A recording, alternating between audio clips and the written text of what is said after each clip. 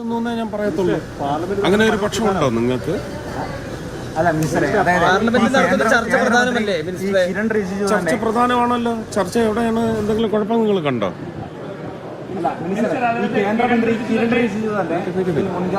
എന്താണ് കേരളത്തിൽ നിന്നുള്ള എംപിമാർ വലിയ രീതിയിലുള്ള പ്രതിഷേധം അവരെ കുറെ ആശങ്കകൾ രേഖപ്പെടുത്തി.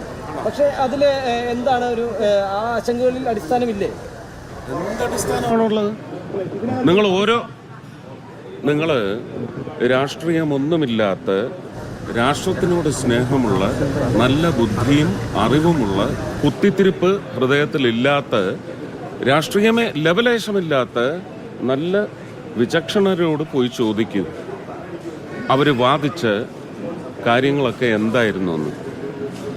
വിഭജിക്കാൻ വേണ്ടി ജനങ്ങളെ ജാതിയുടെ അടിസ്ഥാനത്തിൽ ഇപ്പോഴും മുസ്ലിങ്ങൾക്ക് ഇതെല്ലാം കുഴപ്പമാണെന്ന് പറഞ്ഞൊരു ദുഷ്പ്രചരണമല്ലേ അവരുടെ വാദങ്ങളിലൂടെ പാർലമെന്റ് നടത്തിയത്. അതിനത്രയും പുച്ഛത്തോടെ മാത്രമേ അവിടെയുള്ള ചർച്ചകളിൽ, അതിന്റെ പരിസമാപ്തിയിൽ തെളിവതാണ്.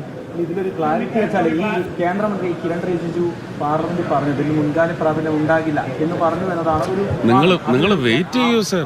നിങ്ങൾ ഇപ്പം കിടന്നൊരു അങ്കലാപ്പ് ഉണ്ടാക്കാതെ, ഇത് വരികയില്ല എന്ന് പറഞ്ഞ ആൾക്കാരല്ലേ നിങ്ങൾ? JPC-യിൽ ഇട്ടത് കത്തിച്ചു കളയുമെന്ന് പറഞ്ഞതല്ലേ നിങ്ങൾ? അതുപോലെ അല്ല പറഞ്ഞത്. വഖഫ് ബില്ലുമായി ബന്ധപ്പെട്ട് കേന്ദ്ര സഹമന്ത്രി സുരേഷ് ഗോപി മാധ്യമങ്ങളോട് സംസാരിക്കുകയാണ് നെടുമ്പാശ്ശേരിയിൽ.